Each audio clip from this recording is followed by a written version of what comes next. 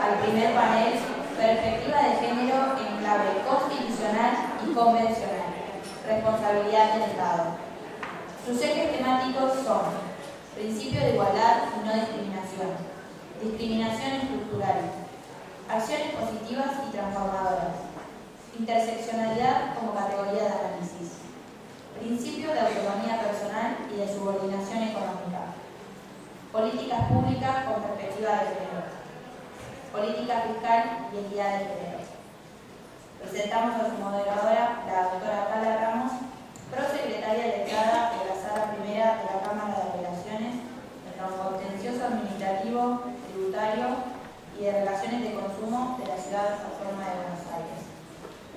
También presentamos a las expositoras, doctora Marcela Basterra, profesora titular de Elementos de Derecho Constitucional de la Facultad de Derecho de la Universidad de Buenos Aires, doctora Fabiana Yappic, jueza de la Sala Primera de la Cámara de Apelaciones en lo contencioso administrativo, tributario y relaciones de consumo de la Ciudad Autónoma de Buenos Aires, doctora Cecilia Goyeneche, procuradora adjunta y fiscal anticorrupción del Poder Judicial de la provincia de Entre Ríos, doctora Agustina Bonner, vocal del Tribunal Fiscal de la Nación, doctora Ana Zarbatelli, secretaria de la Oficina de Actuaciones Colegiadas de la Auditoría General. Invitamos a la doctora Estefanía, quien entregará un reconocimiento a la doctora Cecilia Goyeneche. Bueno, hoy es un día para el día que homenajeamos a las mujeres, pero a veces la historia la tenemos acá en el presente y tenemos el honor de tener a Cecilia Goyeneche, que todos saben que ha sido recientemente restituida en su cargo luego de haber sido destituida injustamente por un tribunal de la provincia de Entre Ríos. Hoy reconocemos a Cecilia Goyeneche, procuradora adjunta, quien sostuvo con valentía su compromiso con la justicia. Su lucha fue clara, firme y constante. No negoció su dignidad ni se quebró su integridad. El fallo de la Corte Suprema de Justicia de la Nación, que permitió su restitución en el cargo, no solo representa una decisión jurídica, simboliza la reafirmación de principios esenciales: legalidad, independencia, ética, transparencia y coraje. 5 pilares que sostienen la República. En tiempos donde mujeres aún deben luchar el doble para ser escuchadas, su ejemplo nos inspira. Nos recuerda que la justicia no es solo una palabra escrita en códigos, sino una convicción que se defiende con entereza. Que este 8 de marzo no sea solo una fecha, sino un recordatorio de que la igualdad se construye con acciones y que la integridad, como el 5 de la matemática, ocupa un lugar central y equilibrado. Es el punto medio que da estabilidad. Gracias por tu lucha, gracias por tu dignidad, gracias por representar con honor el valor de tantas mujeres que no bajan los brazos. Les pido a todos de pie un aplauso para la doctora.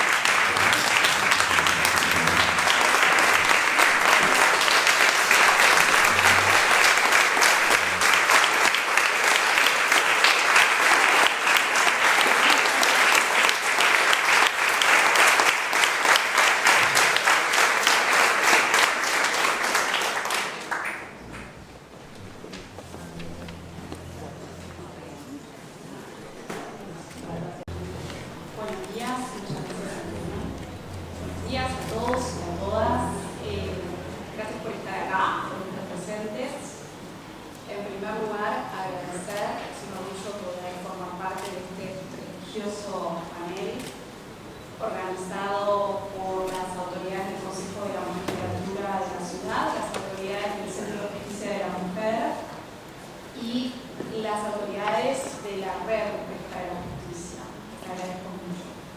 Vamos a empezar en primer término con la doctora Marcela Basterra. La doctora Marcela Basterra es doctora en Derecho por la Universidad de Buenos Aires y magíster en Derecho Constitucional y Derechos Humanos por la Universidad de Palermo. Es presidenta de la Asociación Argentina de Derecho Constitucional y vicepresidenta del Instituto Iberoamericano de Derecho Constitucional, además de integrar varias instituciones académicas de máxima jerarquía. Fue presidenta del Consejo de la Magistratura de la Ciudad Autónoma de Buenos Aires, profesora titular de Derecho Constitucional en la UBA, autora y directora de numerosos libros y artículos, fue declarada personalidad destacada en el ámbito de las ciencias jurídicas por la legislatura de la Ciudad Autónoma de Buenos Aires. Doctora Basterra, tiene la palabra. Bueno, muchas gracias por la generosa presentación. Les doy la bienvenida a todos y a todas. Quiero agradecer la posibilidad de participar de un panel con tan distinguidas colegas. Y como no puede ser de otra manera, quiero agradecer la invitación especialmente a la consejera Gabriela Zangaro, presidenta de la Comisión de Transferencia, al consejero Luis Duacastela, titular del Centro de Justicia de la Mujer, a Karina Estefanía, presidenta de la Red de Mujeres para la Justicia, y a Agustina O'Donnell, que fue quien me convocó. En los pocos minutos que tengo, yo me voy a referir brevemente a dos temas.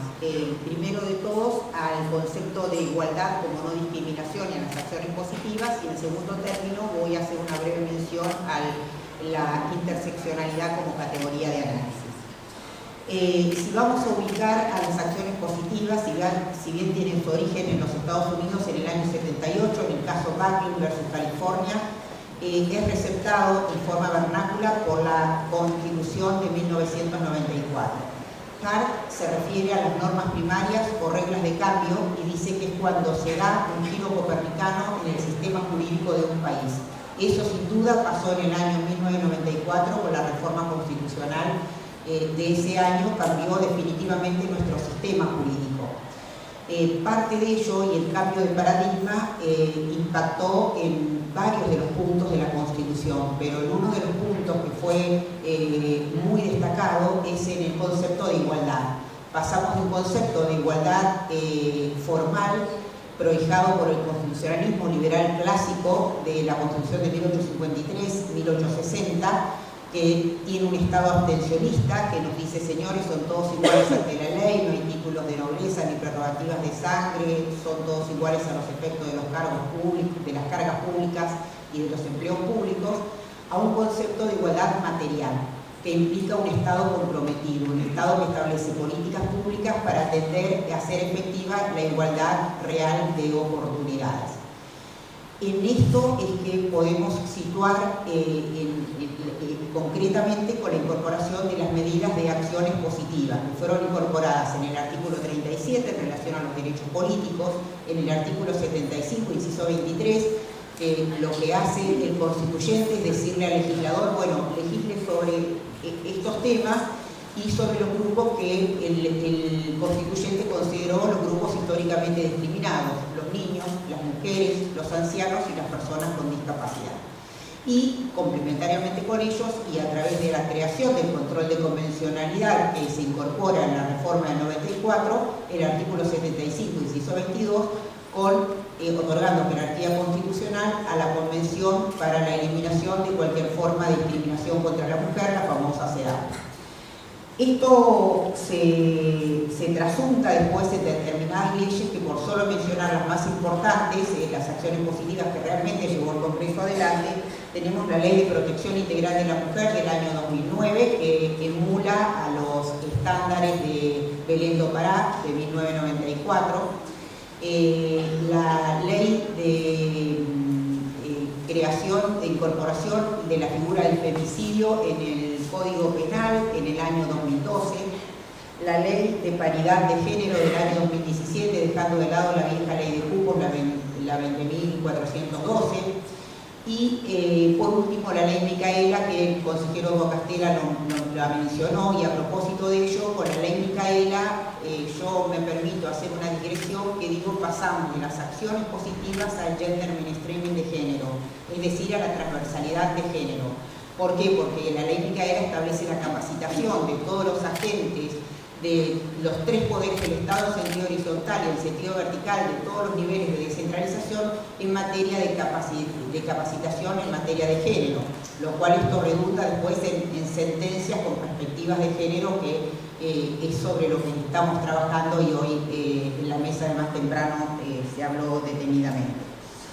Desde la jurisprudencia fue acompañado, no de acciones positivas específicamente, pero sí se incorporan nuevos conceptos como el tema de la violencia contra la mujer, el tema de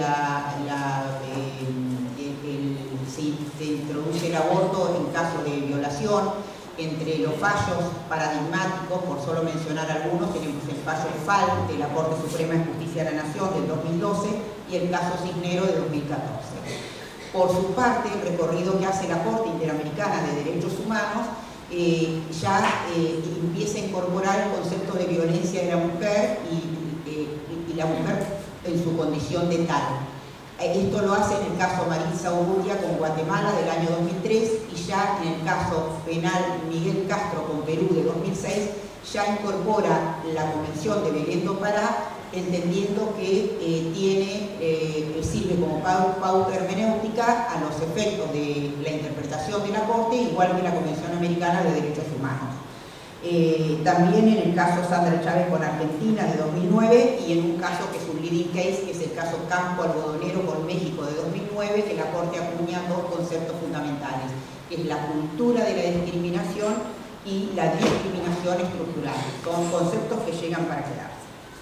Yendo al segundo punto que les había comentado, la interseccionalidad como categoría de análisis. Cuando hablamos de interseccionalidad tenemos que pensar que se dan en una misma persona o en un grupo de personas varios pretextos discriminatorios, lo que hace que la discriminación sea más intensa y genere obligaciones reforzadas por parte de los Estados.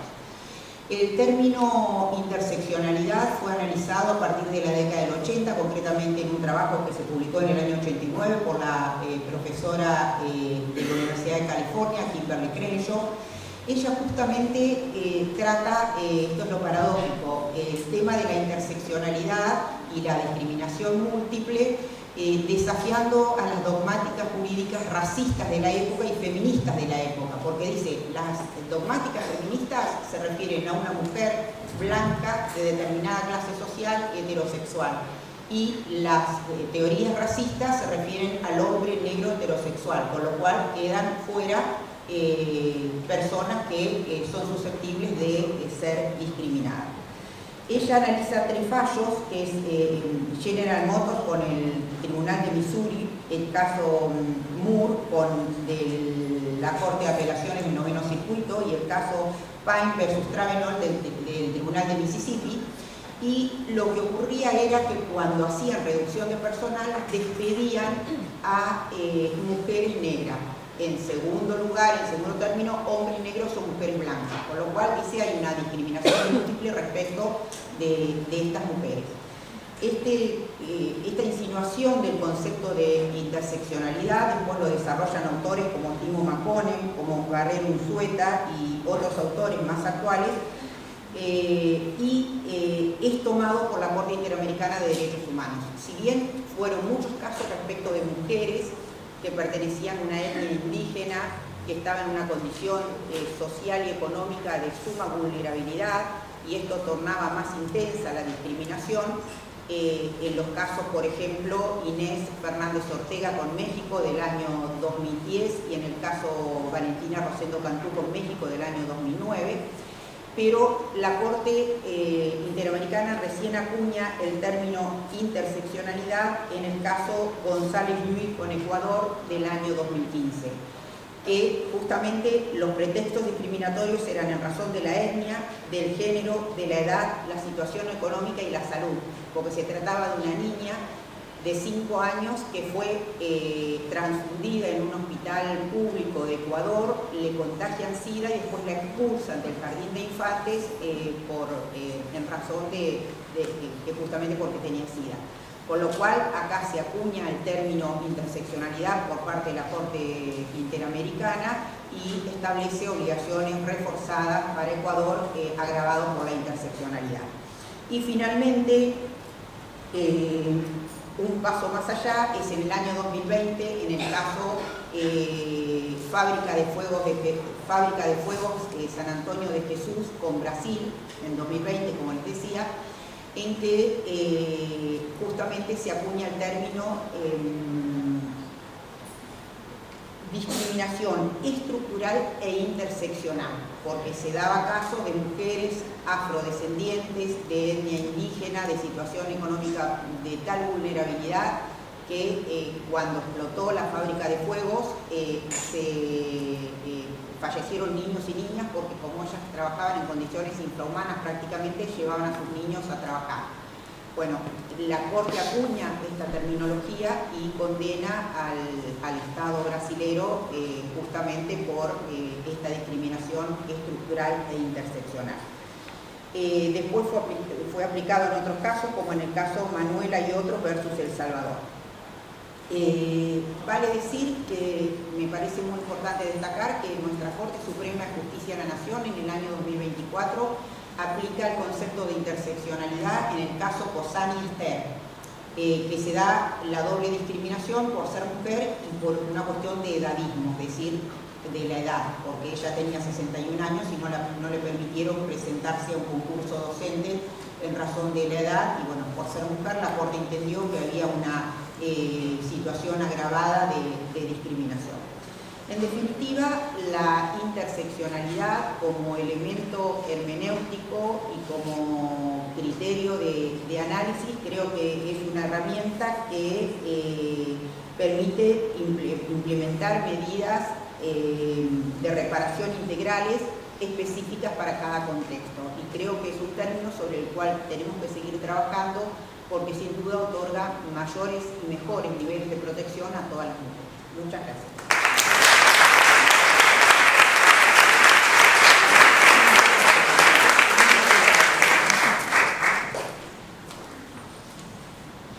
Muchas gracias, doctora Basterra. A continuación va a exponer la doctora Fabiana Schaffer, abogada, especialista en Derecho Tributario y doctora en Derecho con orientación en Derecho Constitucional por la Universidad de Buenos Aires. Se desempeña como jueza de la Sala 1 de la Cámara de Apelaciones en lo contencioso administrativo y tributario y de Relaciones de Consumo de la Ciudad Autónoma de Buenos Aires. Ejerce la docencia en la Universidad de Buenos Aires, como así también en otras universidades del país. Es coordinadora de la Comisión de Derecho Comparado del Centro de Derecho Financiero y Derecho Tributario de esta facultad, investigadora y directora de proyectos UBACIT y autora de libros y numerosas publicaciones académicas. Doctora, tiene la palabra.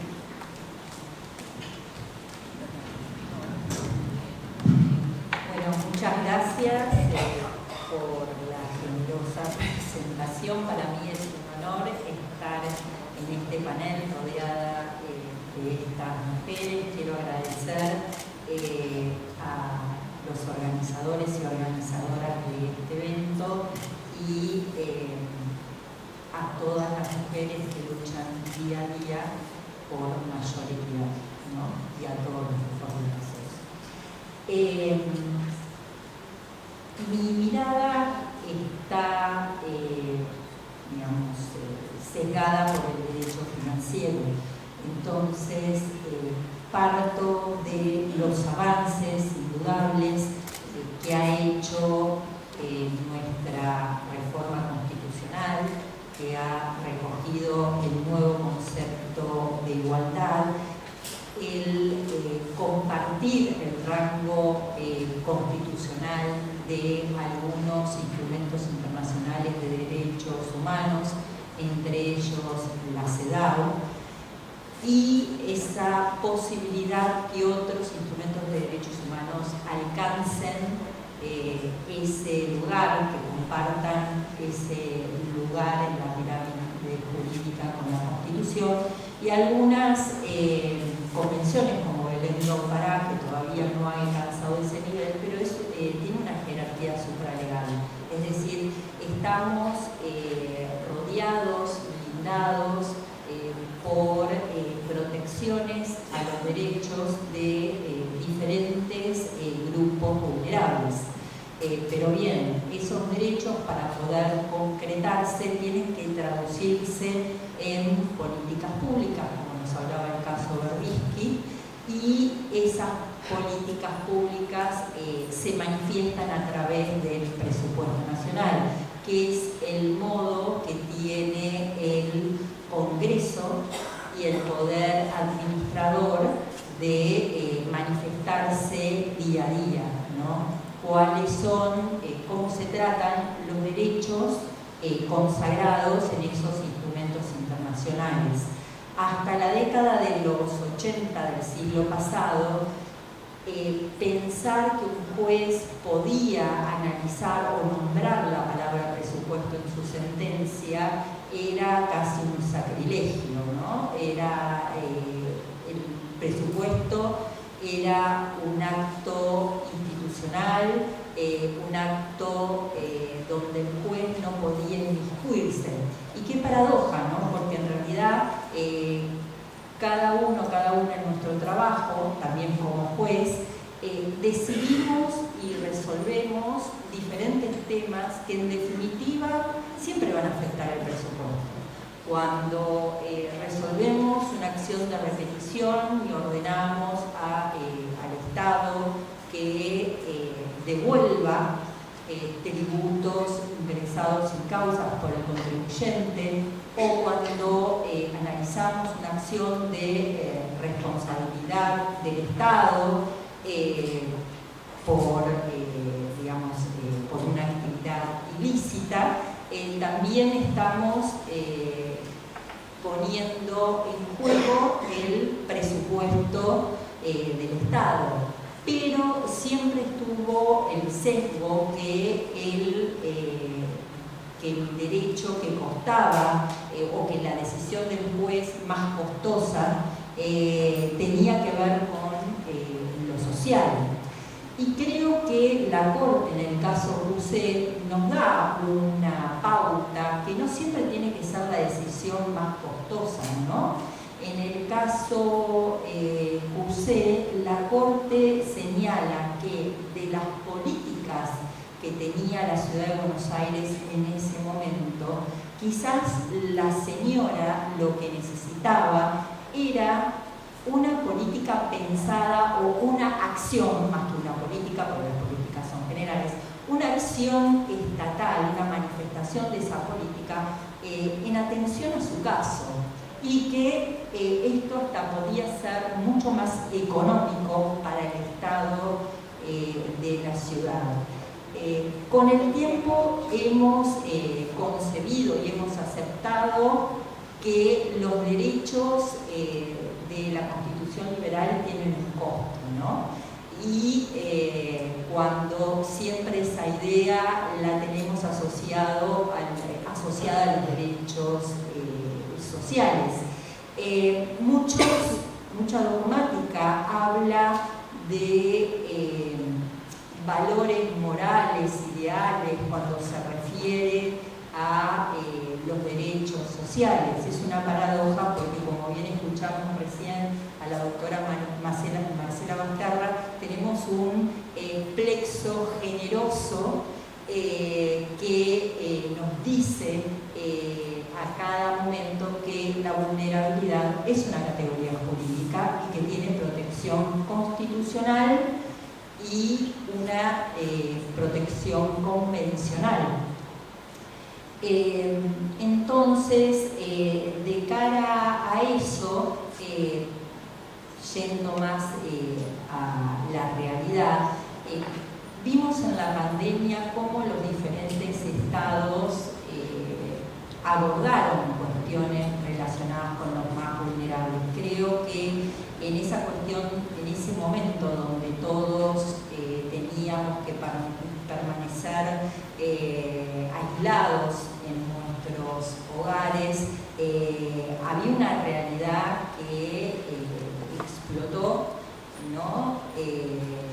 En todo el mundo, y era que la gente más vulnerable era la que hacía trabajo fuera de la casa, la que hacía trabajo con sus manos, que eran las mujeres las que llevaban adelante tareas relacionadas con la educación, la salud, lo social, que teníamos dentro de nuestro hogar la misión de mantener nuestros trabajos y también acompañar a nuestros hijos, y toda esa realidad que existe y en la que se ha avanzado muy de a poquito, tomó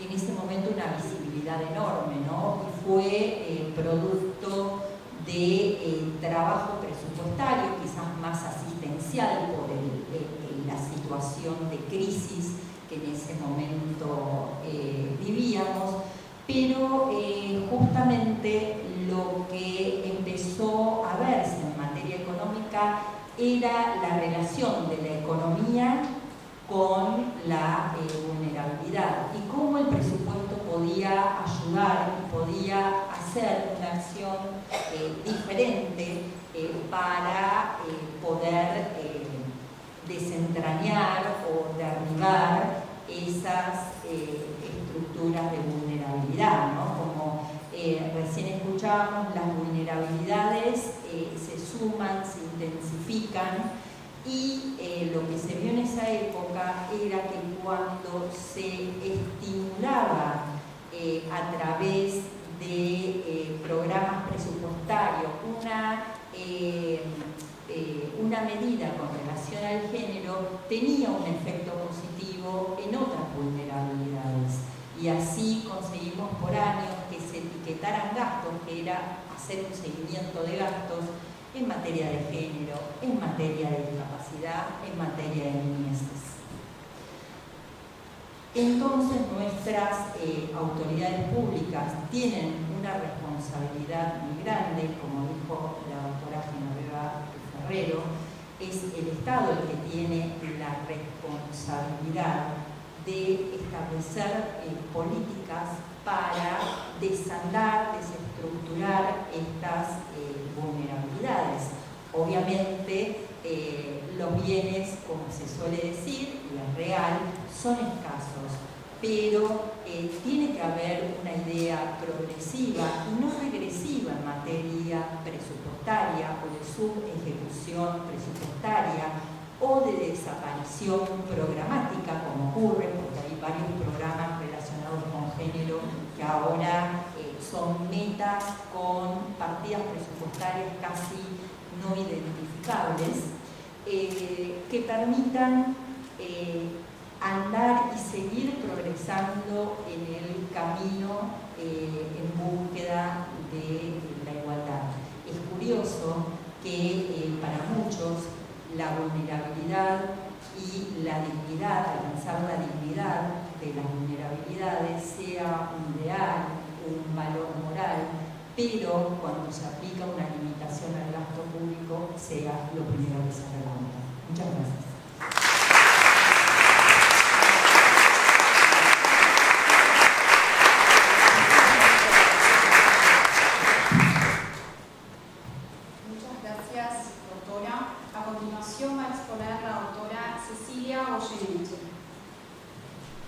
Es abogada especialista en Derecho Penal y doctoranda en Derecho. Se desempeña como profesora adjunta ordinaria de Derecho Penal, parte general y parte especial en la Facultad de Ciencias Jurídicas y Sociales de la Universidad Nacional del Litoral, donde también integra el cuerpo docente de posgrado, así como en otras instituciones académicas del país.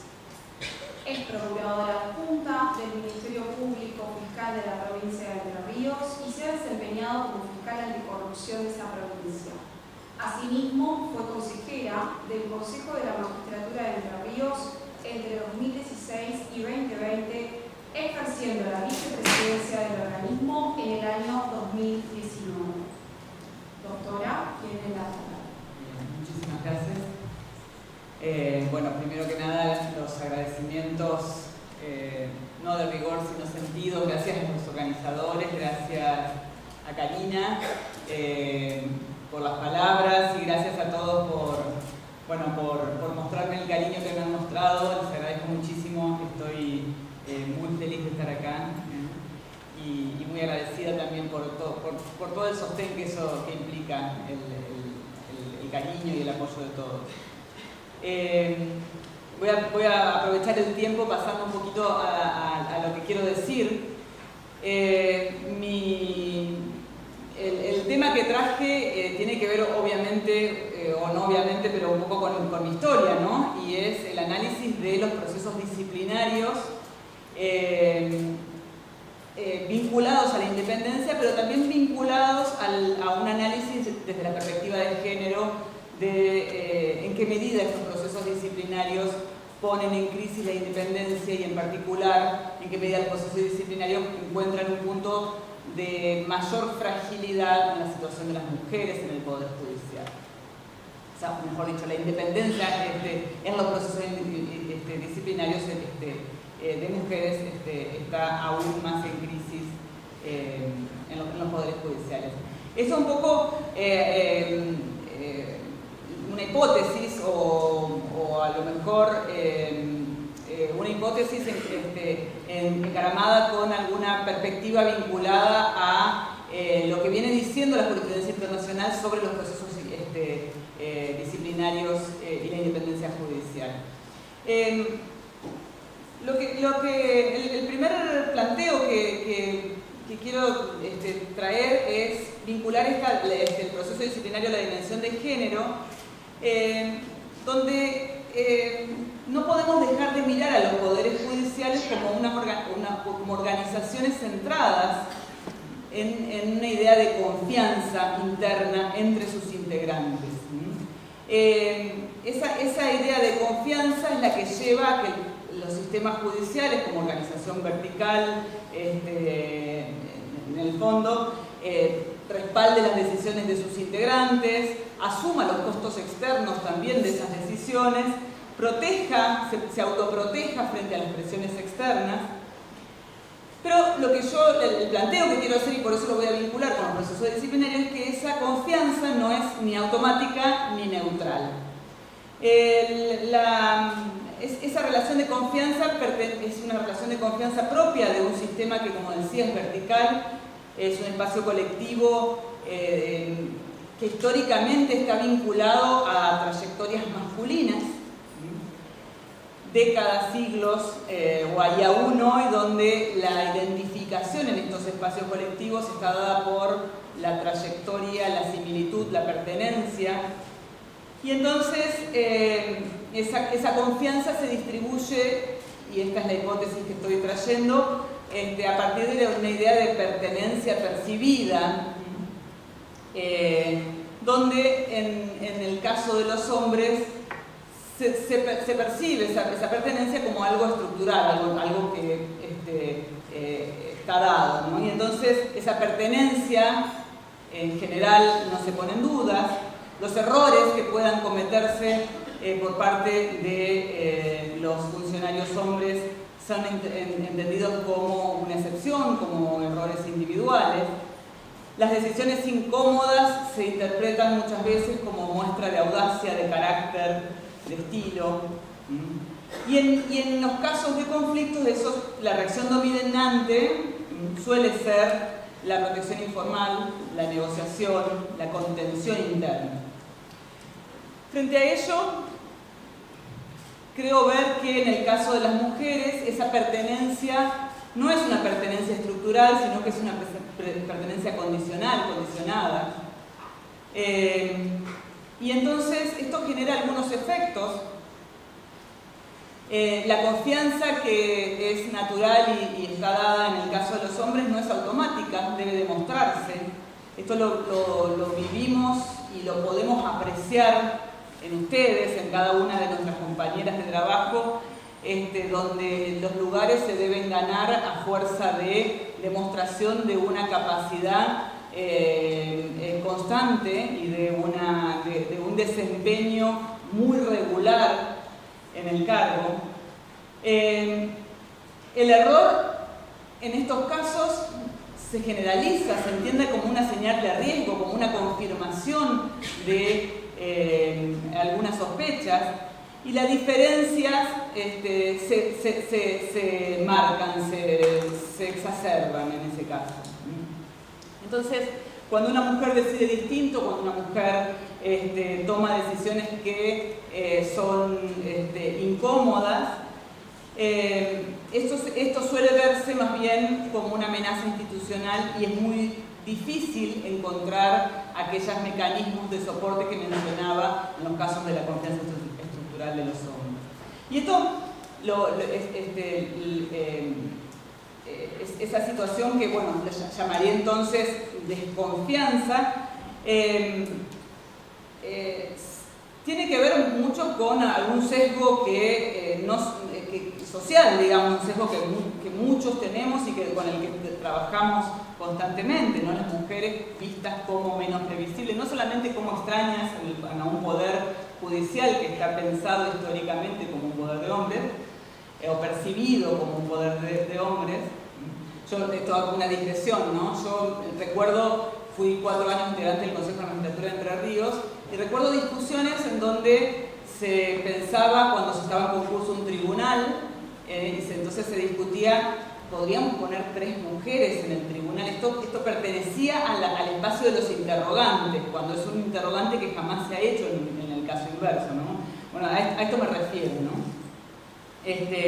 Entonces, cuando aparece el conflicto en las decisiones tomadas por mujeres, el sistema tiene mucho más dificultad para leer o para proteger en esos casos, o para absorber el costo externo de esa decisión controversial. Y la reacción suele ser el distanciamiento, la intolerancia, o la sospecha frente a esa situación. El problema es cuando esto, que podemos verlo, podemos sospecharlo en algunos procesos colectivos, se traslada a los sistemas disciplinarios. Entonces, un poco el planteo que quería hacer es cómo eso se puede llegar a institucionalizar también en el sistema disciplinario, donde la conducta de las mujeres muchas veces es examinada con un estándar más exigente, más estrecho que la conducta de los hombres. Y entonces las desigualdades informales o esa relación de desconfianza informal se formaliza a través de un sistema disciplinario que generalmente los organismos disciplinarios tienen la misma estructura que el propio sistema judicial. Y esto agravado aún más cuando el tipo de actividad que realiza la mujer funcionaria, la mujer que está en un lugar de poder dentro del sistema judicial, tiene alguna relación con el poder político, porque si el sistema judicial tiene este sesgo que estaba mencionando, también lo tiene el sistema político naturalmente.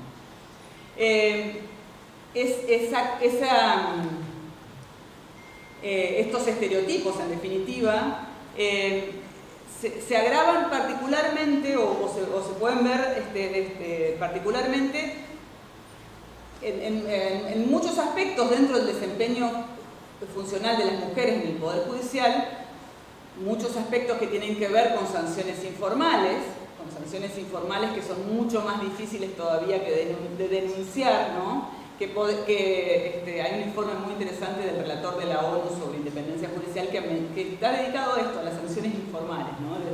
Desde la peor oficina hasta la recarga de trabajo, hasta el cambiar continuamente de personal, bueno, etcétera, etcétera.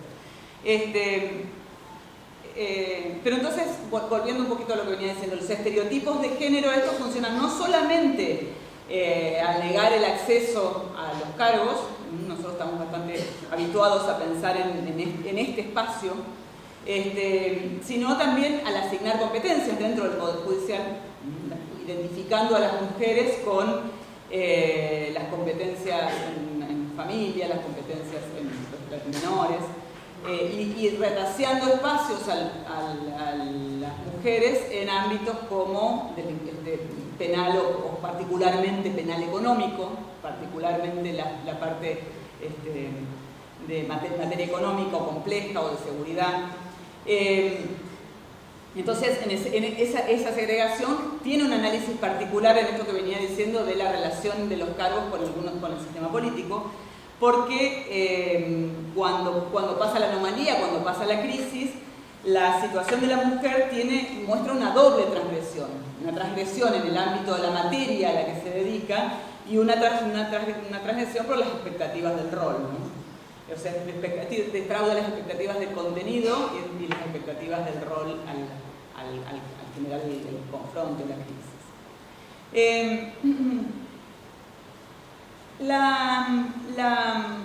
esto que venía diciendo de las situaciones de confianza condicional para el caso de las mujeres y estructural para el caso de los hombres, ya termino, quiero mencionar dos cosas.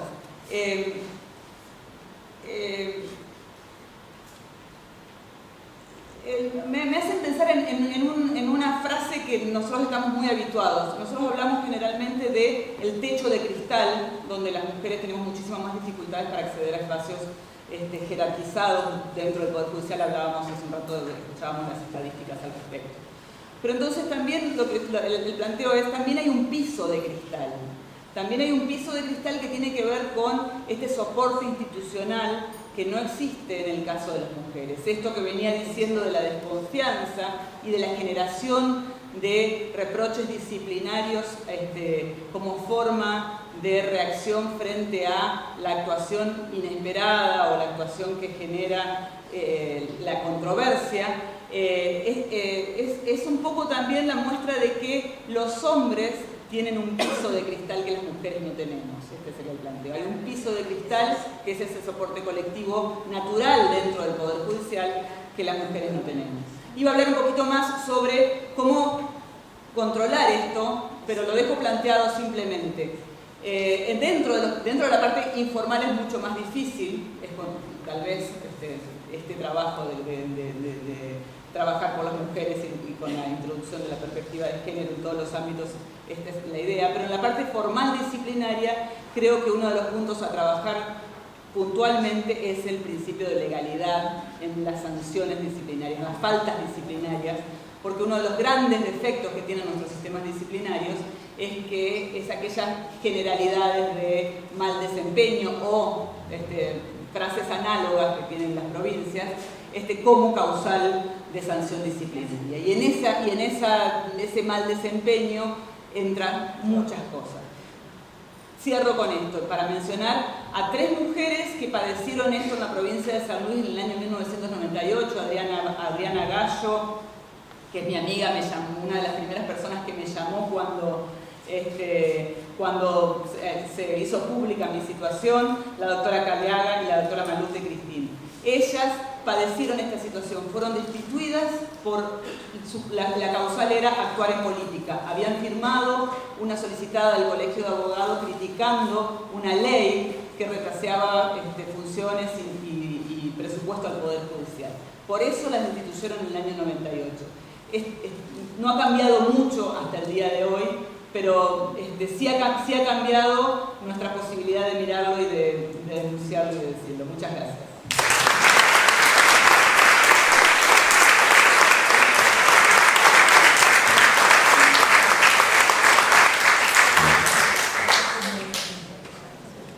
Muchas gracias, doctora.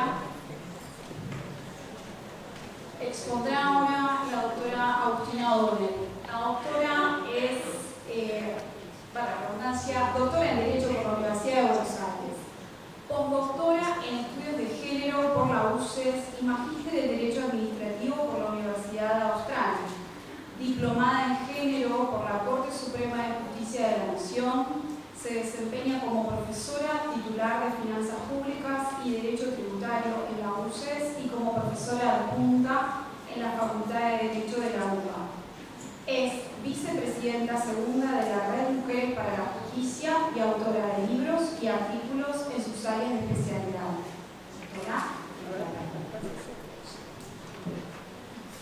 Bueno, muchas gracias. Muy honrada y halagada por compartir este panel con estas mujeres, con las cuales afecto y sobre todo mucha admiración. Bueno, pensaba leyendo también un poco el proyecto la cantidad de variedad de temas que se van a tratar y ya se están tratando en esta jornada y que son las diferentes manifestaciones de la desigualdad estructural de las mujeres, básicamente, que creo que deben ser pocos ámbitos, ¿no? Donde no se manifiesta. Casi Cecilia nos traía, a mí me pareció muy interesante porque no lo había pensado, entiendo que ella lo piensa más por su propia experiencia personal y sus vivencias, pero no, esa sensación que además es una desigualdad, que bueno, por eso es estructural, ¿no? Que no es una sola, y además también se da, tampoco es de Argentina ni en la región, se da en los países nórdicos que siempre encabezan, ¿no? Todos los rankings de calidad democrática, tampoco en estas áreas han logrado la igualdad. Pero claro, un poco también Fabiana hizo un poco la introducción de nuestra región, por esa también ya desigualdad que tiene que ver con la pobreza y con condiciones mucho menos aventajadas que tenemos históricamente. Bueno, se revela con mucha más crueldad, ¿no? La desigualdad de las mujeres creo que en la región es mucho más grave porque se afecta a la desigualdad que tenemos como región desigual, ¿no? Como la región más desigual del planeta, lamentablemente.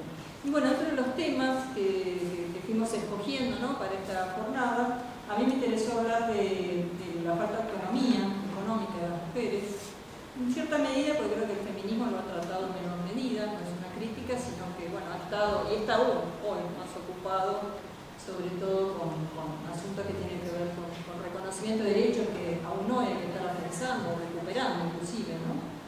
Hablo en general. Pero que muchas veces esta falta de autonomía, cuando uno lee la sentencia, bueno, es la antesala también de la violencia, ¿no? De violencia, esa mujer que no puede hacer un plan de vida, porque no tiene recursos para organizarse. Bueno, creo que de ahí la importancia, ¿no?, de los centros como acceso a la justicia, reconocido en muchos países, ¿no? Que Argentina ha sido bastante pionera en eso también.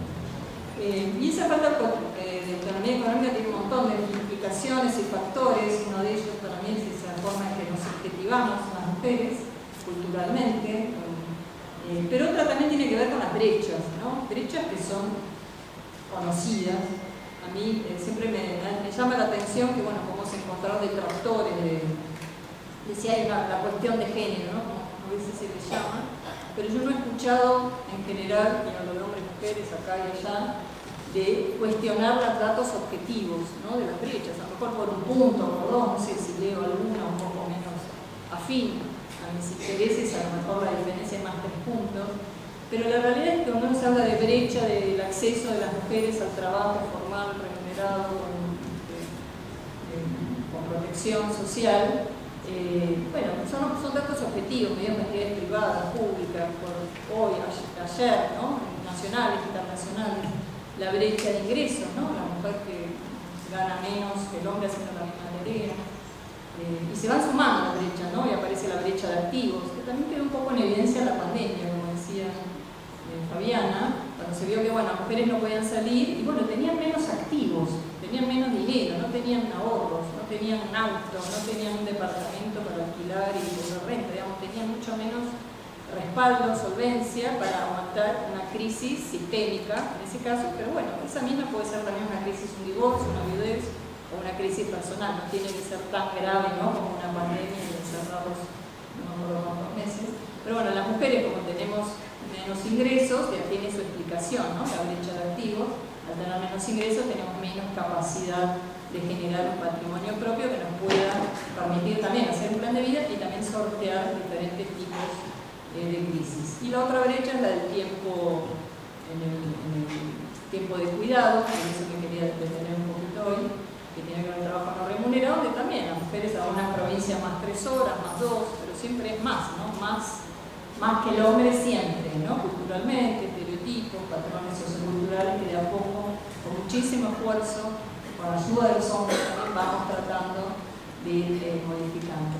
Y entonces en todo este complejo de la igualdad, de la desigualdad de las mujeres, que está reconocido en tratados, en las constituciones, hoy por hoy hay constituciones provinciales hermosas, realmente desde lo literario, ¿no?, la Constitución de Santa Fe, hay varias así que puedo decir.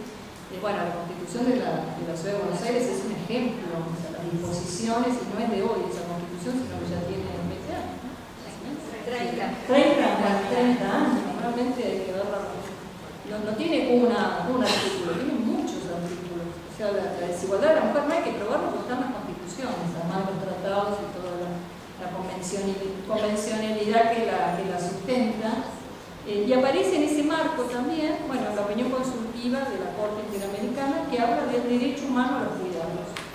A cuidar, a ser cuidada y al autocuidado, donde estamos sobre representadas las mujeres en esas 3 manifestaciones que tiene este derecho, y estoy convencida que somos las mujeres las principales interesadas en hacer operativo este derecho, ver de qué manera se lleva a la práctica, que no quede como un tema de facultad, ¿no?, dentro del temario, sino que se vuelva algo concreto, como decía antes Fabiana, bueno, partidas presupuestarias presupuestarios que además tengan continuidad, que estén, ¿no?, en la cornisa todo el tiempo, porque no hay programa que aguante, ¿no?, si no tienen una estabilidad y una continuidad.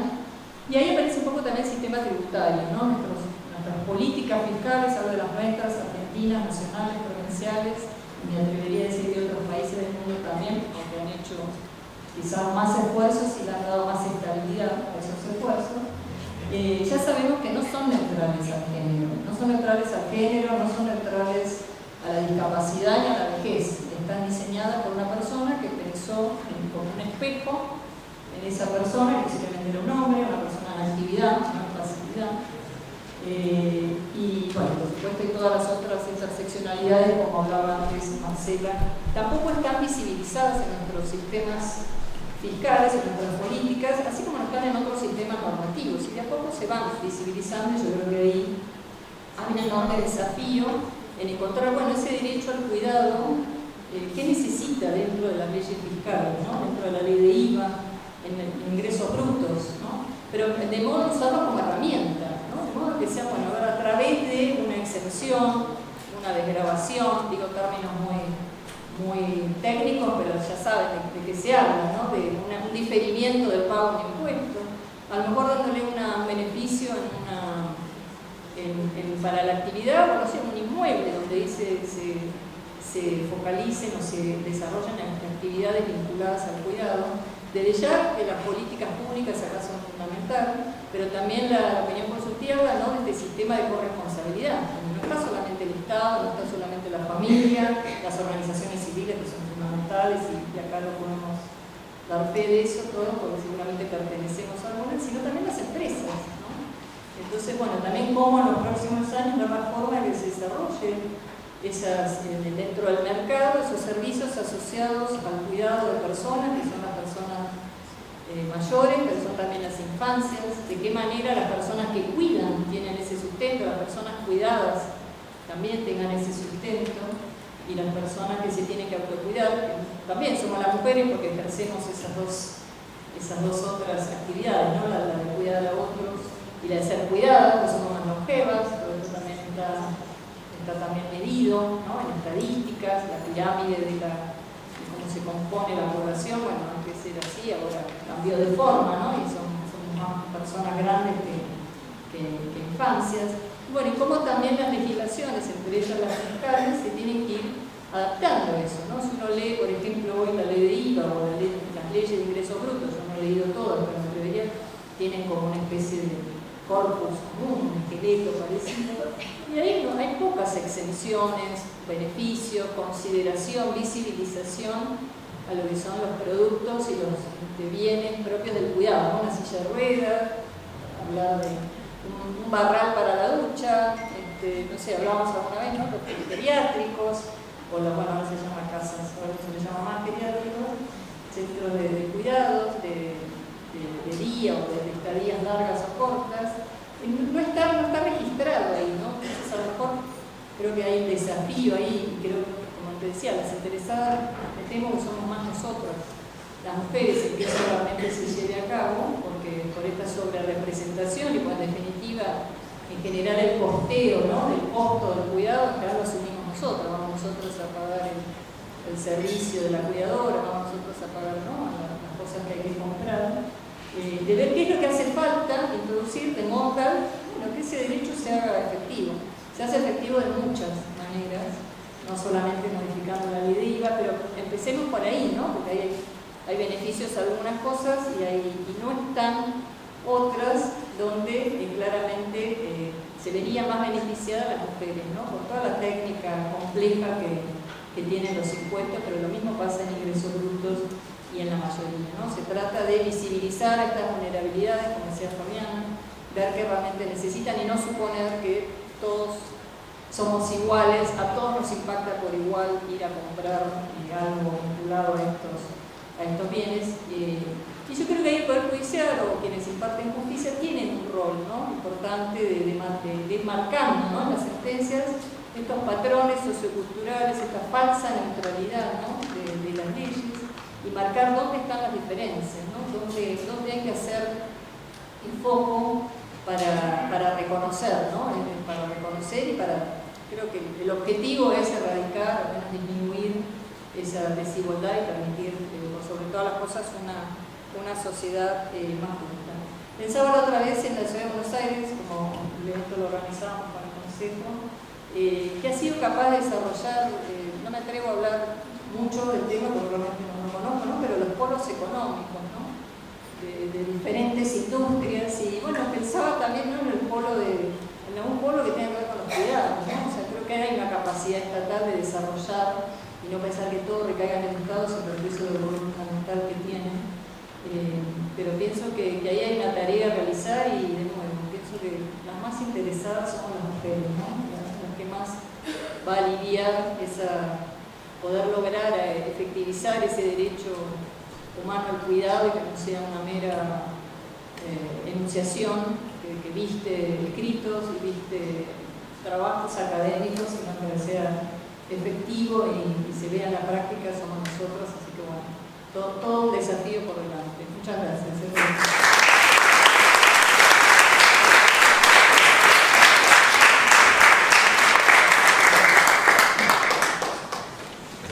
Muchas gracias, doctora.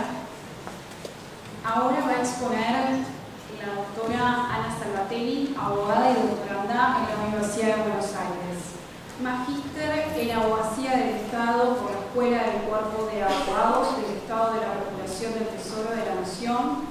Se desempeña como coordinadora de la carrera de especialización y de la maestría en Derecho Administrativo y Administración Pública de la Facultad de Derecho de la misma Casa de Estudios, donde además es profesora adjunta en las materias Elementos de Derecho Administrativo y Responsabilidad del Estado. Es docente de posgrado en diversas universidades del país y autora de destacadas publicaciones. Actualmente titular de la Oficina de Actuaciones Colegiadas de la Auditoría General de la Nación. Muchas gracias, Lala. Muy buenos días a todos, a todas.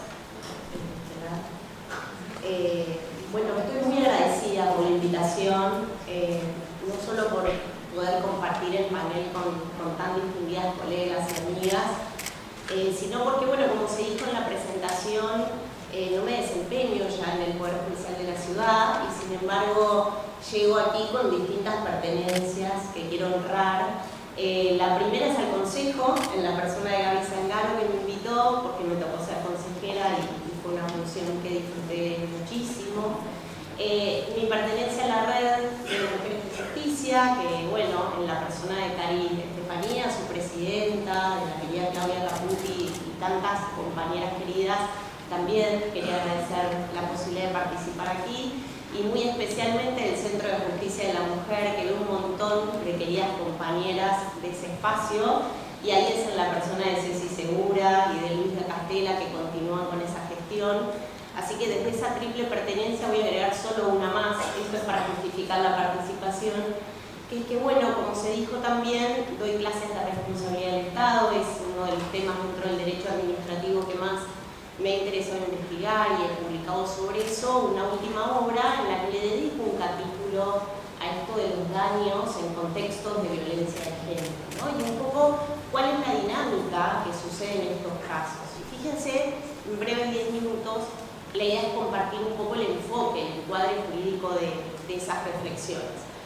Claudia Caputi, una querida amiga que todas conocemos aquí, por suerte está dentro de la red, me contaba que el año que viene se cumplen 10 años del fallo del portero de Recoleta, que todos conocemos como un caso emblemático de reconocimiento de daños y perjuicios por esa mujer que es asesinada por su femicida en el marco de un operativo judicial en su casa cuando va a retirar sus pertenencias, que este policía no advierte que el agresor estaba dentro de la misma casa, y ahí es donde le da muerte. Las hijas hacen esta acción de daños. Entonces fíjense que por fuera del enfoque penal, como decía Luis al inicio de este encuentro, en donde el Estado, ¿no? Vamos a empezar a hablar de qué es lo que el Estado esperamos que haga o qué tiene que hacer en estas situaciones.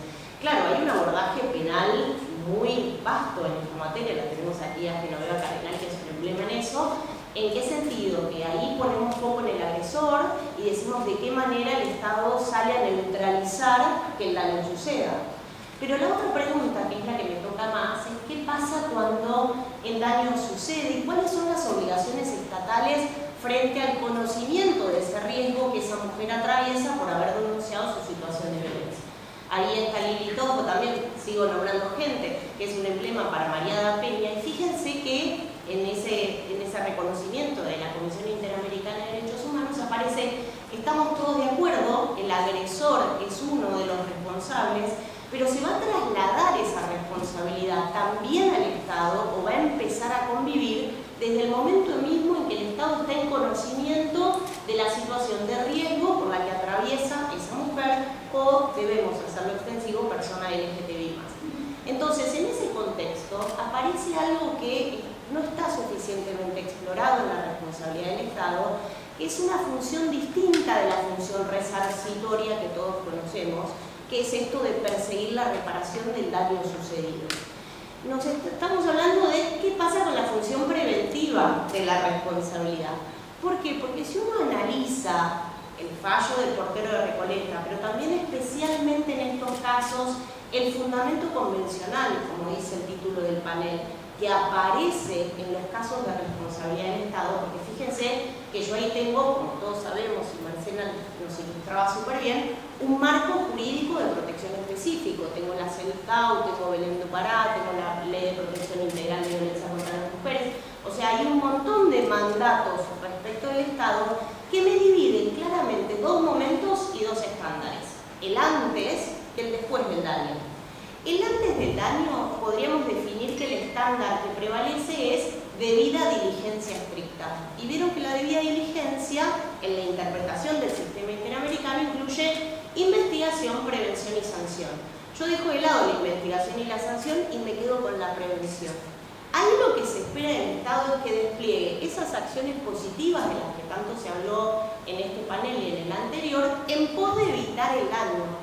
Claudia, en su rol de camarista que falla, ese caso del portero de Recoleta, hace este análisis como nexo de evitación. Yo tengo que evitar que el daño suceda. Entonces, si el Estado está en conocimiento del riesgo, despliega, articula medios del Poder Judicial, de la policía, en pos de evitar el daño, lo que se espera del Estado es que el daño no suceda. Entonces, fíjense que ahí está formulado como un mandato esencialmente preventivo. Pues bien, en la Ley Nacional de Responsabilidad del Estado no hay nada en materia de prevención, pero sí la ley exige que la omisión se refiera, o sea, el Estado va a ser responsable cuando en este caso omite evitar el daño, cuando viola un mandato expreso y determinada actuación. Bueno, entiendo que esos mandatos expresos y determinados de actuación en estos casos están construidos en esta fuente, que el fallo FAL, que la Corte interrelaciona convencionalidad, constitucionalidad y base legal. Entonces yo ahí tengo un mandato esencialmente preventivo y es donde al Estado lo coloco como potencial responsable por no evitar el daño. Ahora bien, el segundo estándar es que si efectivamente el daño sucedió, lo que queda es la llamada reparación justa y eficaz.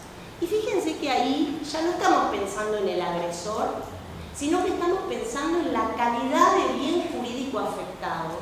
Esto es, una mujer afectada en su derecho a vivir una vida libre de violencia, que otra vez extiendo a personas LGTBI+, y ahí me pasa a formar parte de una categoría más amplia, estamos seguros de acuerdo, que es la categoría de grupos vulnerables. Esto que está incluido, Marcela lo nombró súper bien, en el sentido de que el paradigma de la Constitución del 94, al suscribir tratados que establecen obligaciones específicas respecto de estos grupos de personas, que el Estado reconoció en ese paradigma que no estamos en el pie de igualdad y entonces tiene que desplegar acciones positivas y no de mera interferencia, de mera no interferencia como es la Constitución liberal, sino que yo tengo que hacer para igualar, y cuando hablo de igualar, hablo de garantizar dignidad humana, o sea, yo asumo que están por debajo del piso de dignidad humana. Entonces, en ese segundo escenario, si el bien jurídico protegido es a lo que voy a apuntar dentro de esta categoría de vulnerabilidad, la pregunta es si el caso de daños y perjuicios que termina en una indemnización en dinero es una reparación justa y eficaz. ¿Por qué? Porque la reparación integral dentro del Sistema Interamericano de Derechos Humanos me habla de varios tipos de reparación, en los cuales la indemnización, convertir ese daño en un monto en dinero como forma que encuentra el derecho de reequilibrar el desequilibrio justamente producido por el daño, no es suficiente. Vieron que Olga Díaz, por ejemplo, caso en donde el Estado argentino asume su responsabilidad ante la CEDAW por la desarticulación de los medios puestos en función de la prevención de la violencia que ella sufrió, se habla de una reparación que incluye disculpas públicas, cambios normativos, obligaciones de articulación,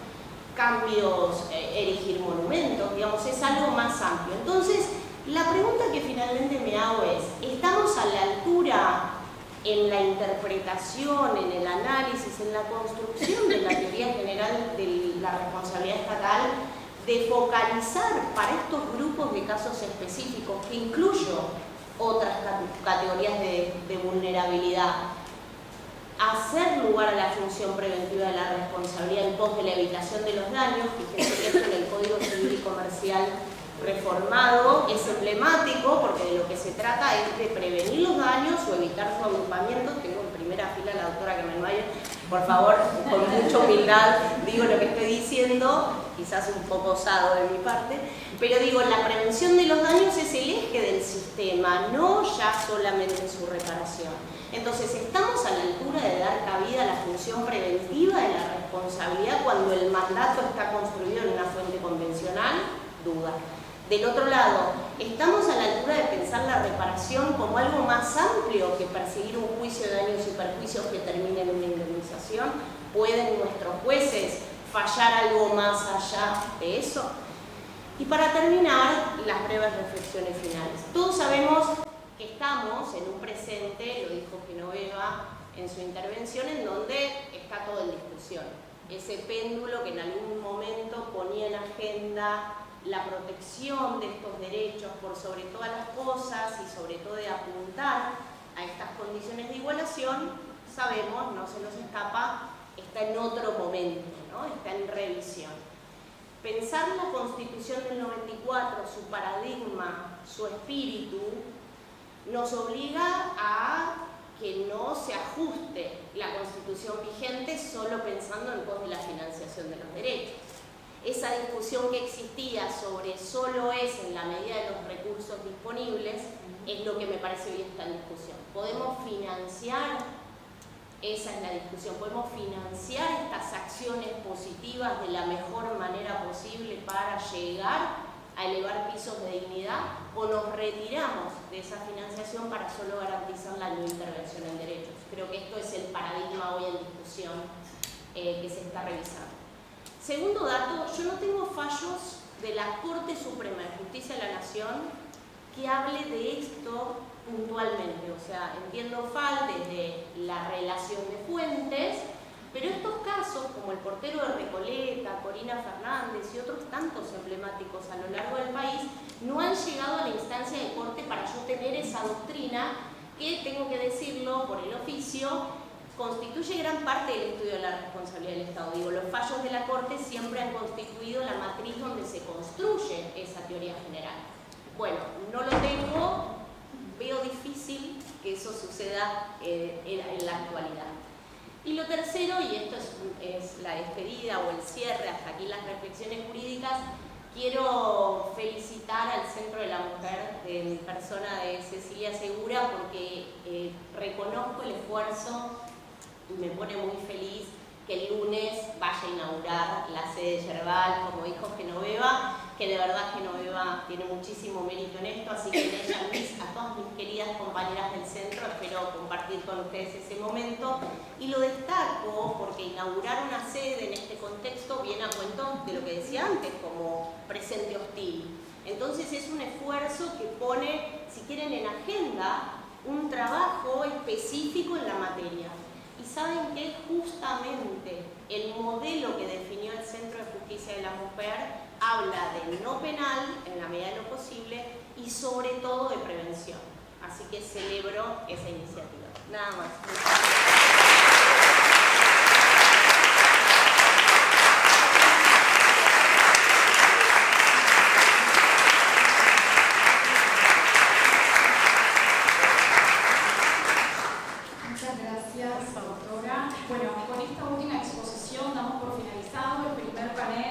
de perspectiva de género entre la reconstrucción